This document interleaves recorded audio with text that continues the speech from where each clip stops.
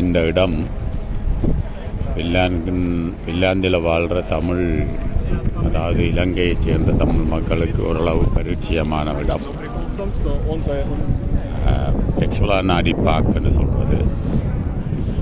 இது நிறைய பேருக்கு இங்கே வாழுகின்ற தமிழர்களுக்கு நினைவிருக்கலாம். காரணம் என்னென்றால், ஒரு காலத்தில் அமைதிக்காகவும் உரிமைக்காகவும் இந்த இடத்தில் நாங்கள் பல போராட்டங்களை செய்திருக்கின்றோம். சிலருக்கு நினைவிருக்கலாம், அது நினைவில்லாட்டில் அது உங்கள் நினைவு சார்ந்த விடயம். கிட்டத்தட்ட ஒரு 300 கிலோமீட்டருக்கு அந்த பக்கம் மிகப்பெரிய ஒரு யுத்தத்துக்கான ஆயுதங்கள் நடந்து கொண்டிருக்குது இந்த பின்லாந்தினுடைய எல்லை.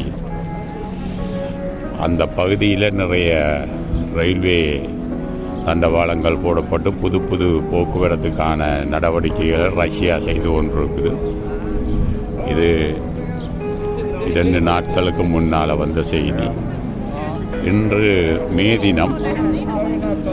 இந்த மே தினத்தை இந்த நாட்டினுடைய மக்கள் எப்படி கொண்டாடுகிறார்கள் என்றதை ஓரளவுக்கு இந்த காணொளியை பார்க்கறதன் மூலம் உங்களுக்கு புரிந்திருக்கும். எந்த விதமான பதட்டமும் இல்லாமல் காற்றடிக்கப்பட்ட பலூன்கள் கையில் ஏற்றி பாட்டுகள் பாடி இசைக்கருவிகளுடன் இசையை அமைத்து குழந்தைகள், பெரியவர்கள், பாடசாலை மாணவர்கள், பல்கலைக்கழக மாணவர்கள் என்று பலர் ஒன்று கூடி இந்த மே தினத்தை கொண்டாடி கொண்டிருக்கிறார்கள். இதனால் தானவோ என்னவோ இந்த நாடு 7வது முறையாகவும் உலகின் மகிழ்ச்சியான நாடாக தெரிவு செய்யப்பட்டிருக்கிறது என்றது எனக்கு நினைவில் வருகிறது.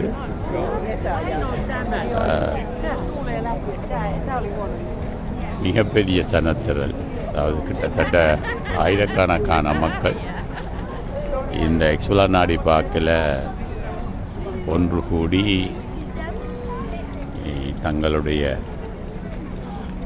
மே தினத்துக்கான மகிழ்ச்சியை கொண்டாடி கொண்டிருக்கிறார்கள்.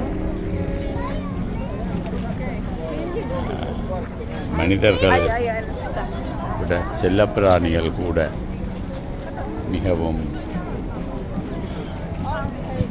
நிறையவே இங்கே காணப்படுகின்றது. வெளியில் இருந்து வரக்கூடிய உல்லாச பயணிகள் இந்த பகுதியில் வருகிறார்கள்.